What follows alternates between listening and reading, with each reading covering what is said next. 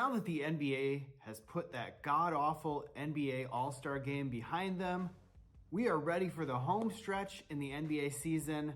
It's going to be fantastic. I promise you guys, if you watch NBA basketball, the playoffs are always exciting. We're going to talk about the NBA card market, who's hot, who's not, players, teams, everything.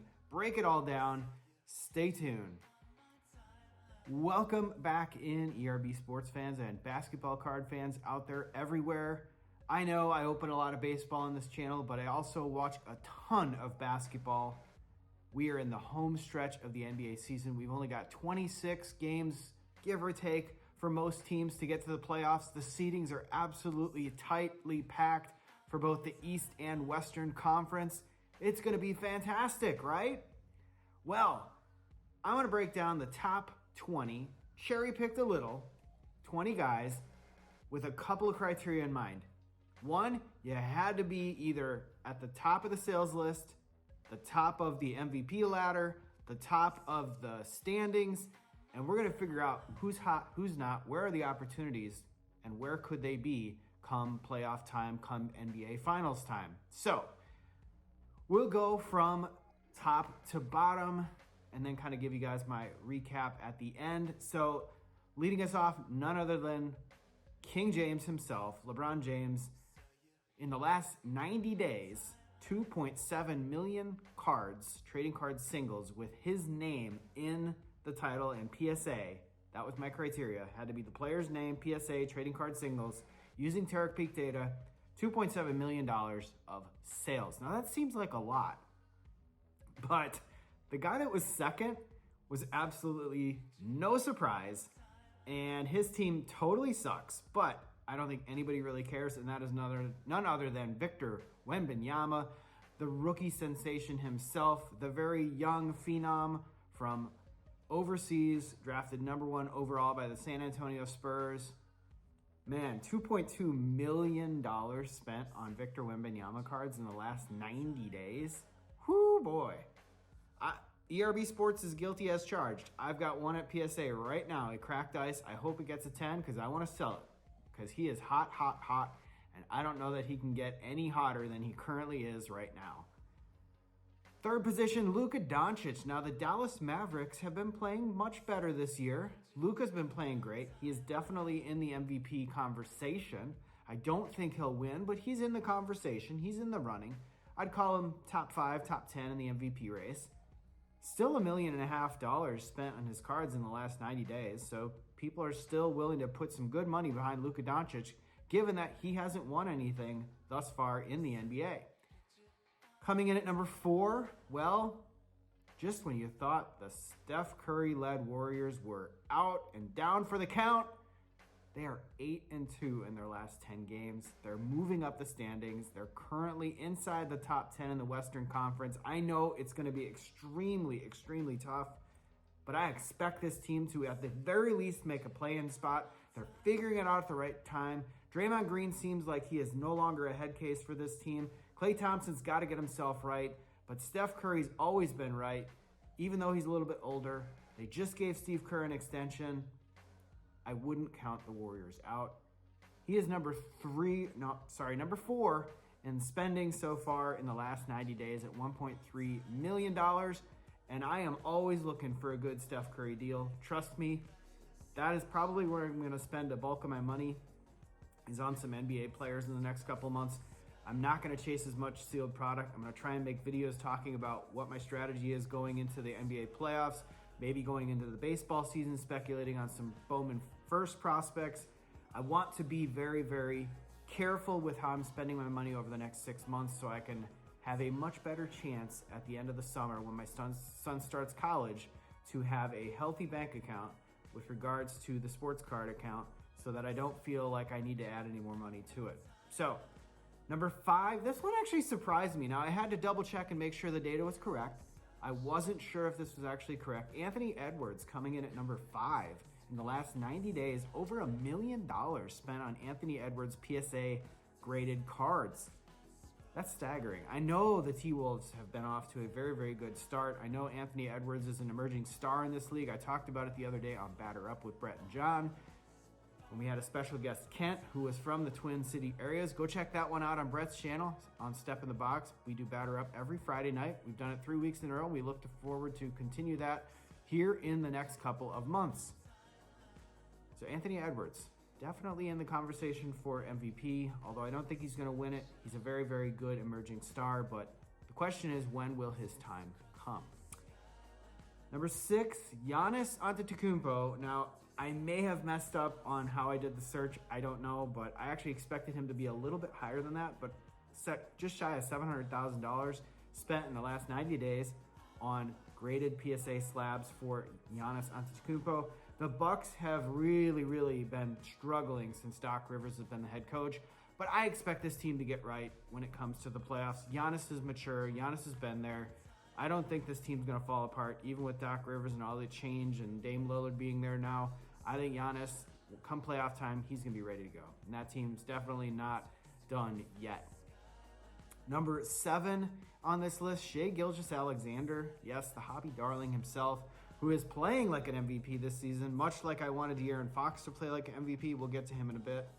But Shai Gilgeous-Alexander playing really well for the Oklahoma City Thunder, leading the league in steals, almost near the top in points. On a night-in, night-out basis, this guy brings it every single time. He is definitely an emerging star in this league, a superstar more or less. He is just shy of Giannis. He's about $600,000-ish spent in the last 90 days. Some pretty good money spent on SGA in the last 90 days. Number 7, another hobby darling for my hometown Indiana Pacers, even though I really don't follow the Pacers that much. I mean, I'll watch them from time to time. I've been to games, but honestly, I don't really follow this team at all. I don't know why. I just don't. I tend to pick other teams. I still stuck with the Warriors because I lived out in California for a while. I stuck with the Kings because I really wanted to believe in them, and I stick with the Bucks. So where does that leave the Pacers? Well, somewhere in the middle. So Tyrese Halliburton, over $500,000 spent on him in the last couple of months. I've been selling a lot of Halliburton. I think at 150 to 1, when you look at their team future odds for the playoffs, it's going to be really hard for them to make a deep playoff run, although I do think he's a great up-and-coming talent in this league for the 2020-2021 draft class, along with Ant and another guy we'll mention here in a bit. But look out for Tyrese Halliburton next year. Many people say, oh, he's already emerged. Well, yes and no. Has it really been priced in that he is an MVP candidate, that he is a champion in the making? I don't know. I still think $500,000 compared to like a Steph Curry at $1.3 million, I mean, he's got a long way to go upward. But obviously, comparing Tyrese Halliburton to Steph Curry, the best point guard shooter of all time almost, it's probably not a fair comparison. He's got a little room to grow, but you know, he's probably got SGA as sort of his ceiling right now. But we'll see what happens. Coming in at I think it's number 9 or number 10 on the list, Zion Williamson. People are still putting good money into Zion, which is crazy considering how injured that guy's been, how basically just, I would call him above average at this point. I wouldn't call him a superstar. I would just say he's a very, very solid NBA player. I don't think he'll ever be a generational talent like people thought, but the question will be, will he be on a team that wins and goes deep in the playoffs? That is the very big question. The team is extremely deep in New Orleans. They seem to be playing a lot better, although right now they're really in that gaggle between 5th and 9th in the Western Conference, along with teams like the Kings, the Suns, the Mavericks. It's just going to be anybody's game when it comes to who emerges there and gets the guaranteed playoff spot at number 5 and 6, and who has to play in game their way into the playoffs. We'll have to wait and see. So Zion, then, you know, honestly, I thought this other guy would be a lot higher. The next 2 guys are almost front runners for the MVP and really haven't had a lot of money spent on their cards in the last 90 days. Jason Tatum, who they just beat the Knicks on national television last night. I wanted to make a video about him specifically, comparing him to the other 2017 draft class. I made a video the other day talking about De'Aaron Fox and how De'Aaron Fox was 4 times less expensive than Jason Tatum. Well, Jason Tatum only had $500,000-ish spent in his cards in the last 90 days.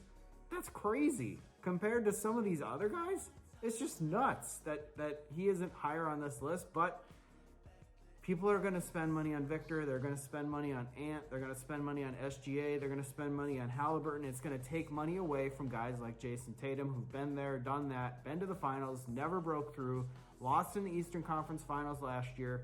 Until that team wins a championship, he won't hit another stratosphere. And so I think his cards sort of have a glass ceiling there in terms of how much market potential he has. Nikola Jokic right behind him, the defending champion Nikola Jokic, the front runner for MVP now that Joel Embiid is hurt. We have to wait and see what happens there. I'm very curious to see what happens with the Denver Nuggets. I wish the Kings would play the Denver Nuggets every night because the Kings somehow have the Denver Nuggets number. Maybe if those two teams match up at 4 and 5 in the playoffs, that could be a very, very tight series. I would, fingers crossed, not want to see the Kings losing 7 again, but that's why they play the game. Kevin Durant coming in there below Nikola Jokic. Now, the Suns are also another team that's going to be tightly packed in that 5th to 8th, 9th seed in the Western Conference right now. They're not guaranteed a playoff spot. I think they're right behind the Kings now in the loss column. They did beat the Kings a couple times recently, but they've split the season series. They have one more game coming up in April. Near the end of the season, we'll see what happens. If the Kings somehow happen to pull that game out, I think the Kings will get the edge and end up in the number 6 seed with the Suns hopefully being right there behind them and probably the number 7 or 8 seed and do the play-in game. But we have to wait and see. Tyrese Maxey there below Kevin Durant. Tyrese Maxey with Joel Embiid out. People are spending some decent money now on Tyrese Maxey because he has a chance to be a star on that team, although there is a fairly deep team. They did make a couple of acquisitions at the trade deadline, but overall, I would say Tyrese Maxey, another guy from the 2020-2021 draft class that's emerging as a very, very solid player in this league. But the question is he a superstar? Is he a 1A on a very, very good basketball team? I don't know. I don't think we know yet what's going to happen there. Behind him, his teammate Joel Embiid, really putrid sales for the last 90 days, but what do you expect for the big man who came into the league, I think, in 2013, 2014 or something like that? Didn't have a lot of cards made, so honestly, there's not a lot of money to be spent on Joel Embiid cards, and only $173,000 worth in the last 90 days. Jalen Brunson for the upstart New York Knicks, $156,000 spent in the last 90 days on his cards. Devin Booker, Kevin Durant's teammate, a decent chunk of change there, $137,000 spent on his cards. I've got a PSA 10 Slam Hollow that looks absolutely beautiful, extremely low population, so if they make a deep run in the playoffs, I'm going to be happy to hang on to that one until playoff time. Then we've got my guy, and I wanted to get to him eventually. Of course, you guys know that. I should be wearing purple, right? The Kings play tonight. De'Aaron Fox coming in right there behind Jalen Brunson. It's funny that Jalen Brunson actually leapfrogged De'Aaron Fox in terms of expenditures. I know De'Aaron Fox started the season absolutely white frickin' hot. Didn't make the All-Star game, but I don't think he cared. He played absolutely fantastic in his last three games. Call it 3 games. Last 3 games for De'Aaron Fox, he scored 40 points. I think he scored 33 points, and I believe he scored 28 points, making some very key defensive plays down the stretch for both games, the last 2 games at least, to give the Kings wins. So De'Aaron Fox is going to have that potential to be an impactful player down the stretch for the Kings if they're going to want to get to the playoffs and get a guaranteed playoff spot instead of being a play-in team like they are right now, sitting at the number 7 spot. Behind De'Aaron Fox, Kawhi Leonard. Now, this is another guy who really had no card market in the last couple of years, ever since he won the 2019 championship. He is a 3-time NBA champion, but in recent years, he's been like on injury load management to no end. And finally, the Clippers are playing well with Paul George, James Harden, Russell Westbrook, and Kawhi Leonard, of course, there. Kawhi is one of the top MVP odds guys in the league. The team is, I think, number 2 behind the Nuggets in terms of their overall odds for the NBA championship. And nobody's spending money on his cards, which just shocks me. I think he came into the league much, much earlier, probably like 2009, 2010, something like that. Right around the time Paul George did, I believe. But yeah, nobody's spending any money on Kawhi Leonard. It's sort of a what have you done for me lately? And I think until he makes a deep playoff run, you won't see some serious money being pumped into Kawhi Leonard. Although, if the Clippers are going to win the NBA title this year, his prices are still far too cheap for that to happen. But That's why they play the game. And the last couple on the list, another guy extremely hot at one point in the season, Donovan Mitchell. I cannot believe only $103,000 worth of his rookie cards or PSA graded slabs have sold in the last 90 days. That seems shocking to me.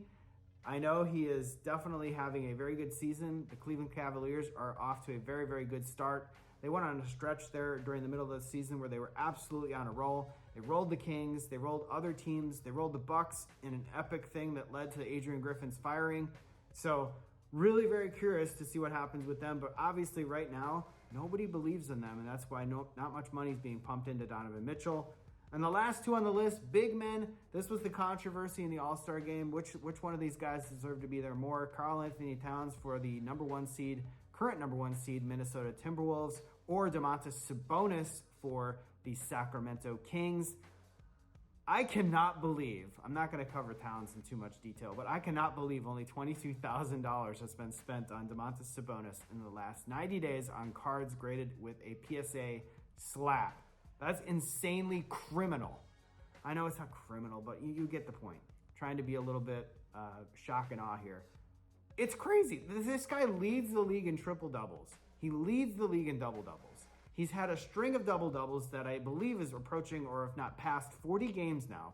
He's only a couple away from a franchise record for the Kings. The team futures are 71, not great. He is in the running for the MVP, although not probably going to get it. Even though I would argue, shouldn't he be in more consideration? If the Kings were further up the standings, I think you got to give Domantas Sabonis a serious look for most valuable player. The guy just delivers night in, night out. We'll have to see what happens tonight against the Clippers. They've got a tough game tonight. Then they've got a tough game tomorrow night and a back-to-back against the Miami Heat, who they lost to earlier this season. But overall, this is going to be a very, very tight stretch down to the wire here to see which teams make it, which teams don't. There's a few players I left out. I can't cover everybody, but just kind of give you guys a glimpse of where I think the money is going. And there are a few opportunities in there where you have to question where the money's going to go, given the fact that some of these teams might make a run. Jason Tatum, $500,000, kind of mid-pack there in terms of the top 20. Kawhi Leonard, Domantas Sabonis. Giannis is a little bit further down the list. Don't count out the Warriors. I'm telling you right now, do not count out the Warriors. They've been playing absolutely fantastic the last couple of weeks. I'm a little scared that the Kings are going to have to play the Warriors again in the playoffs, even though the Kings have had the Warriors number the last couple times they've played. Overall, the Warriors have always gotten the better of them, and Steph Curry absolutely lights it up against the Kings. Somehow he just does. But overall, we'll have to see what happens. Let me know in the comments below who you guys are running with going into the playoffs. Who's your favorite? Who's your team that you say is fool's gold? And, you know, Victor Wembanyama, the team is 1,000-1 to win the NBA title. There's no way in hell they're going to make the playoffs. He's not even in the MVP conversation, but people are pumping money into him like nobody's business. It's Zion Williamson 2.0, Luka Doncic 2.0. It's Fernando Tatis 2.0, Wander Franco 2.0. I believe Wemby will be better than most of those players. Will he be a generational talent? Only time will tell. The guy's a freak of nature at his height. Just saw the picture of him next to LeBron James, made LeBron James look like a point guard next to Victor Wembanyama, but that's why they play the game. So, like I said, let me know in the comments down below what you guys think. If you're watching any basketball, if you're not, that's okay. I'm going to watch basketball. Thanks again for watching. Like, subscribe, share, comment down below, and I'll see you in the next video.